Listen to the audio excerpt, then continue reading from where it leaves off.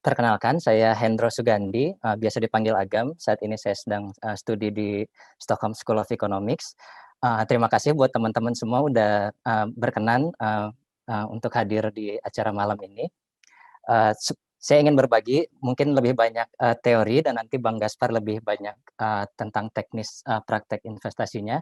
Mungkin saya bahas sedikit-sedikit tentang prakteknya, cuma mungkin tidak sedetail Bang Gaspar di sesi Bang Gaspar. Jadi pertama-tama, ya tentunya disclaimer, ini saya hanya ingin sharing knowledge gitu. Jadi tujuannya hanya untuk edukasi dan bukan investment advice. Jadi saya tidak bertanggung jawab kalau ada keuntungan atau kerugian yang disebabkan dari knowledge yang saya share hari ini. Jadi sebenarnya paling enak kita mulai dari 3 pertanyaan. Smooth consumption. Pertanyaan pertama, kenapa sih harus smooth consumption gitu? Terus pertanyaan kedua, gimana supaya kita bisa ngirim uang yang kita punya hari ini, kita kirim ke masa depan? Mesin waktu apa yang kita punya? Dan ketiga, gimana cara kita menyediakan alokasi dana atau resource yang bisa kita kirimkan ke masa depan? Jadi ada 3 pertanyaan itu yang ingin kita jawab. Semoga setelah presentasi ini menjadi lebih clear. Untuk menjawab 3 pertanyaan itu, kita perlu bahas beberapa hal. Yang tadi pertama ya tentunya smooth consumption, time value of money, diversifikasi, no freelance, dan tips berhemat yang akan saya lakukan atau yang sudah saya lakukan sebagiannya. Mungkin banyak teman-teman juga udah tahu tentang istilah-istilah ini. Saya akan membahas lebih lanjut. Jadi yang pertama itu adalah smooth consumption. Jadi kenapa sih smooth consumption? Apa sih smooth consumption? Saya suka berpikir tentang kulkas gitu. Jadi zaman orang tua saya kecil gitu, maksudnya kulkas itu belum common. Jadi ketika kita masak hari ini ya udah untuk hari ini atau maksimal buat besok gitu. Jadi dengan adanya kulkas kita itu bisa menunda konsumsi kelebihan makanan hari ini untuk jangka panjang gitu. Jadi pertanyaannya apa sih persamaan kita gitu? Maksudnya kita juga sebagai manusia kita punya resource terbatas gitu. Jadi apa yang kita dapat hari ini harus kita kirimkan ke masa depan juga gitu. Jadi tidak semua uang yang hari ini kita dapatkan, tidak semua kita habiskan di hari ini gitu. Terus pertanyaan selanjutnya bagaimana cara mentransfer excess resource di hari ini ke masa depan. Jadi targetnya adalah level konsumsi saat kita tua nanti harus sama dengan saat kita muda gitu. Kasarnya kalau sekarang kita liburan setahun 2 kali gitu, ketika sudah pensiun pun liburan setahun 2 kali gitu. Jangan sampai level konsumsinya turun. Terus kemudian kulkas apa yang bisa untuk digunakan untuk keuangan ini gitu. Biasanya yang digunakan adalah pasar modal seperti pasar saham atau pendapatan tetap. Ini adalah salah satu bentuk investasi. Tentunya juga bisa investasi di teman atau kita bikin bisnis dan berbagai macam bentuk investasi lainnya. Itu tentang smooth consumption. Selanjutnya pertanyaannya kenapa smooth consumption itu perlu gitu? Karena sebenarnya ada timing mismatch. Jadi kalau teman-teman lihat ini adalah usia 20, 64, dan 80. Jadi ada mismatch pendapatan dan pengeluaran gitu. Misalnya usia produktif kita dari 18 sampai 50 atau mungkin sampai 64 tergantung jenis pekerjaan, tergantung berbagai macam hal, mungkin di mana kita bekerja juga gitu ya kan. Kemudian angka harapan hidup sekarang naik mungkin sampai 70-80 gitu ya kan. Sedangkan pengeluaran kita tetap ketika kita sudah pensiun kita tetap mengeluarkan pengeluaran gitu. Kita tetap harus bayar makanan dan seterusnya. Mungkin jenis pengeluarannya berbeda. Ketika di umur 20 sampai 60 mungkin cicilan atau sewa rumah, terus makanan groceries, asuransi pendidikan anak, asuransi kesehatan, biaya sekolah anak dan lain-lain. Pengeluaran di usia 60 sampai 80 ketika kita sudah pensiun mungkin kita tidak perlu lagi menanggung biaya sekolah anak, kita sudah selesai membayar cicilan dan seterusnya. Jadi profilnya pun berbeda. Mungkin hanya perlu makanan dan asuransi kesehatan. Jadi mungkin ketika kita umur 18 sampai 20 net cash flow-nya 0 gitu, kemudian ketika 25 sampai 64 itu positif gitu. Dan ketika 64 plus ada kemungkinan negatif karena kita tidak mendapatkan mungkin sudah berhenti bekerja gitu ya kan. Jadi di sini ada timing mismatch antara income sama cash inflow sama cash outflow gitu. Jadi risiko pendapatan pun sebenarnya bisa terjadi gitu. Mungkin ketika ekonomi memburuk, perusahaan pun income-nya menurun, di sini kita bonusnya juga menurun atau atau karena karena karena terjadi penurunan atau kegiatan ekonomi gitu, maksudnya pendapatan kita pun akhirnya menurun gitu. Jadi intinya kelebihan uang itu perlu transfer ke masa depan gitu, jangan sampai semua income kita saat ini kita habiskan hari ini. Jadi ketika misalnya kita tahun depan misalnya promosi naik jabatan gitu, bukan berarti income kita langsung menyesuaikan naik gitu, tapi dari awal kita set uh, salah, bukan berarti konsumsi kita langsung menyesuaikan naik ketika income kita naik. Jadi kita set konsumsi kita di level yang nyaman dan dibuat smooth sebisa mungkin gitu. Jadi tidak begitu income naik, kita pun langsung konsumsi naik sehingga tidak ada cash flow yang kita tabungkan dan kita kirimkan ke masa depan. Jadi dari poin pertama ini adalah kita perlu smooth consumption. Kenapa smooth consumption? Karena ada timing mismatch dan kita kirimkan ke masa depan melalui investasi. Jadi pertanyaan selanjutnya, topik selanjutnya adalah time value of money. Kenapa kita perlu bahas ini? Kenapa time value of money ini ada? Pertama karena opportunity cost.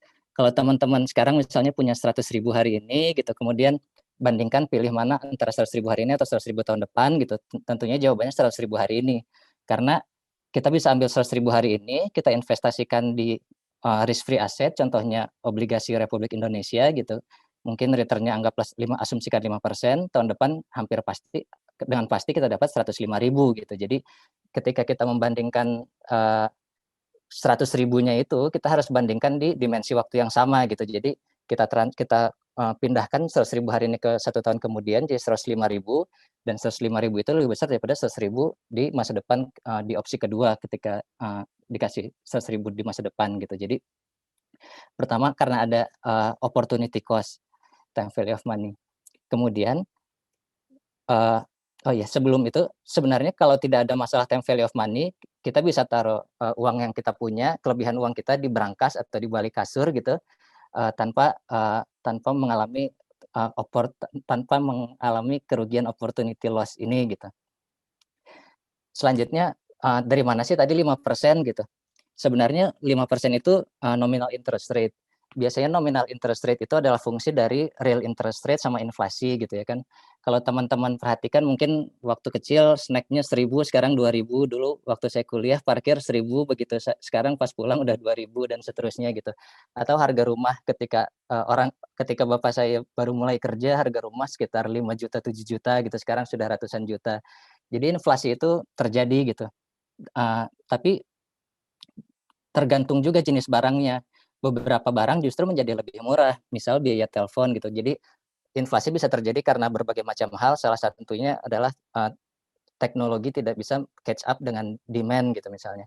Tapi di satu sisi seperti di mana teknologi bisa catch up, seperti telepon gitu, sekarang telepon atau video call relatif lebih murah dibandingkan ketika kita kuliah gitu misalnya. Jadi ya tergantung jenis barangnya. Jadi bisa dibayangkan misalnya 100.000 tahun ini kita dapat 8 jeruk, mungkin tahun depan tinggal 7 jeruk atau 7,5 jeruk gitu dengan 100.000 rupiah gitu. Sebagai ilustrasi. Jadi time value of money ini perlu dipertimbangkan gitu, perlu diingat. Kemudian selanjutnya saya ingin bercerita tentang diversifikasi gitu. Sebagai ilustrasi, anggaplah ada satu grup berisi 4 orang pergi bersama gitu, terus kontribusi uang kas 1 juta per orang, misalnya ini kita trip gitu bersama. Kemudian ada 2 strategi. Strategi pertama, uang bersama dititipkan di 1 orang. Strategi kedua, uang bersama dibagi ke 4 orang gitu. Risikonya misalnya ketika kita titipkan di 1 orang, ketika ada yang kecurian, hilang 4 juta rupiah gitu. Cuma ketika kita bagi ke 4 orang, ada 1 orang kecurian, kita hanya hilang 1/4 dari totalnya, itu 1 juta. Kurang lebih seperti itu. Sedangkan di ilustrasi terkait keuangan secara langsung, kita misalnya punya uang 100 juta untuk pensiun, kita alokasikan seluruhnya di saham A, dialokasikan di saham A dan B, misalnya keduanya di industri yang sama, misalnya industri pesawat gitu. Terus ketiga dibagi ke berbagai produk keuangan meliputi surat hutang dan saham. Yang jadi masalah dengan strategi pertama adalah ketika risiko perusahaan A bangkrut, kita kehilangan 100 juta dana pensiun gitu. Jadi kita terkena idiosyncratic risk kalau di bahasa keuangannya gitu. Tapi di satu sisi bisa juga misalnya teman-teman naruh 100 jutanya di Tesla gitu, dan Tesla return-nya sangat tinggi dalam setahun terakhir gitu. Jadi ketika ada kemungkinan kita rugi besar, ada kemungkinan kita untung besar, tapi ini adalah risiko tinggi gitu, dan biasanya tidak disarankan karena kita tidak bisa memilih saham mana yang bakal perform, kecuali kita punya informasi. Nanti akan dibahas lebih lanjut. Kemudian strategi kedua adalah dialokasikan di saham A dan B gitu. Biasanya ada korelasi positif ketika kita invest di satu industri yang sama gitu. Misalnya harga industri pesawat terbang naik, itu bakal naik bersama, atau turun, turun bersama gitu. Jadi ini pun masih relatif risikonya lebih tinggi. Kemudian yang terakhir adalah dibagi ke berbagai macam, ini kita tidak terkena idiosyncratic risk. Jadi ketika ada satu perusahaan yang bangkrut gitu, itu tidak akan menurunkan nilai dana pensiun kita secara signifikan, kurang lebih seperti itu. Selanjutnya, diversifikasi ini banyak dimensinya gitu. Pertama mungkin dimensi waktu gitu. Misalnya cara melakukan diversifikasinya adalah investasi berkala. Misalnya setiap bulan menyisihkan uang yang kelebihan. Kenapa kita perlu melakukan diversifikasi waktu? Karena saya tidak memonitor harga saham secara harian, secara jam gitu. Jadi saya nggak ingin terkena risiko ketika saya investasi di harga kemahalan gitu, atau di harga maksudnya kalau di harga kemurahan itu tentunya bagus, cuma dengan kita investasi berkala gitu, kita akan mendapatkan average-nya secara umum gitu. Kita tidak mencoba memprediksi secara market harga saham akan naik atau turun. Jangan sampai karena kita investasinya setahun sekali gitu, kita investasi di sini, terus ternyata harga sahamnya jatuh gitu. Jadi dengan kita investasi berkala, kita akan satu saat investasi tempat mahal, satu saat lagi investasi di saat murah, satu saat lagi di saat yang biasa saja, dan seterusnya. Jadi kita tidak coba mempredik harga saham akan naik atau turun, cuma kita mencoba menikmati long term average-nya gitu. Karena secara dalam riset seringkali disebutkan equity premium itu lebih besar daripada fixed income return, maksudnya high risk high return, karena equity itu high risk high expected return gitu. Kurang lebih kita mencoba menikmati high expected return dari saham, tapi kita tidak mencoba memprediksi dalam jangka waktu pendek, kurang lebih seperti itu, memprediksi waktu. Terus dari jenis aset, mungkin jenis asetnya kita bisa taruh di money market, atau di fixed income, atau di equity. Terus dari industri mungkin kita bisa bagi ke berbagai macam industri pertambangan, keuangan, makanan minuman, maskapai penerbangan, dan seterusnya. Kemudian dari jumlah aset, mungkin investasi di lebih dari 10, 20, atau 30 perusahaan, kurang lebih seperti itu. Jadi kesimpulan dari diversifikasi ini, jangan taruh semua uang yang kita punya di satu tempat gitu, karena ketika kita kehilangan, maksudnya ada risiko yang besar ketika kita melakukan hal itu gitu. Selanjutnya saya ingin bercerita tentang no free lunch. Jadi high risk high expected return. Mungkin teman-teman juga udah sering mendengar tentang ini. Jadi saya suka mengilustrasikannya dengan karena makanan favorit saya adalah daging. Jadi daging ada kualitas A, B, C, dan seterusnya. Kualitas tinggi harga lebih mahal, misalnya Wagyu gitu ya kan. Jadi ada uang, ada barang gitu. Atau contoh lainnya seperti hotel gitu, hotel bintang 1, 2, 3, 4, 5, ada bintangnya makin banyak, makin mahal, tapi makin enak stay-nya, mungkin seperti itu. Jadi penilaian itu biasanya kalau saya melakukan dengan price adjusted gitu, dengan harga tersebut apakah rasanya enak gitu. Saya selalu menilai misalnya makan di luar gitu, oh harga segini enak enggak gitu, maksudnya dilakukan dengan price adjusted. Ya harga ada begitu kita meningkatkan kualitas, harganya pun meningkat. Sama halnya juga dengan investasi gitu. Jadi kita harus melakukan evaluasi produk keuangan dengan konsep risk adjusted gitu. Jadi dengan risiko tersebut apakah expected return-nya sesuai gitu. High risk high expected return. Jadi biasanya kita melakukan risk adjusted return itu mengukurnya dengan return aset A dikurangi return benchmark, misalnya market index, atau industrinya, dan seterusnya. Atau risk adjusted return itu dari expected return aset A dibagi standar deviasi aset A. Kenapa standar deviasi? Karena standar deviasi itu melambangkan dispersi, jadi uncertainty. Terus, konsep terakhir adalah risk adjusted return itu alpha. Alpha itu, adjusted oleh beta. Beta itu, systemic risk, eee, gitu. Jadi kalau teman-teman misalnya buka, Bloomberg atau apa, terus mereka sebutkan beta, beta itu menggambarkan, korelasi antara return perusahaan A dengan, market, kurang lebih seperti itu.